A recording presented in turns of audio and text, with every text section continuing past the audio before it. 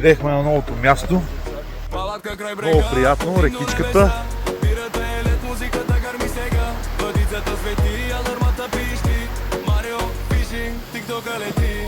Ето и новия кеп, принадлежностите. Добър. Това е цел кеп.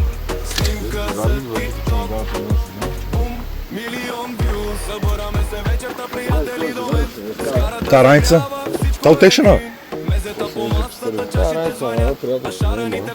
Виж? Няма да снимаме, значи. Ай, то. Тръгваме.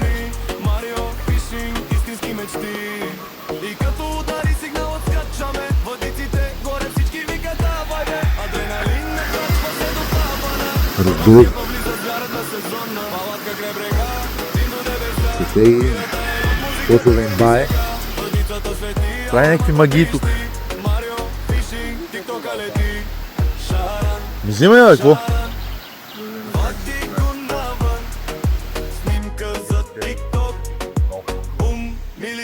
Много ги разбира.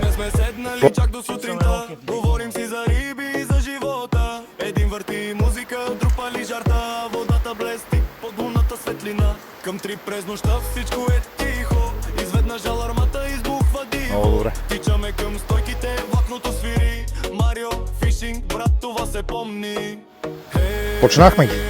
Ръцете нагоре, шарани огромни. Тиктока гори, Марио фишинг. Всички викам още. Няма стрес, няма градски шум. Само огън, въдици и луд купон. Приятелите тука са като семейство. Нема скъса. Времето е вълшебство.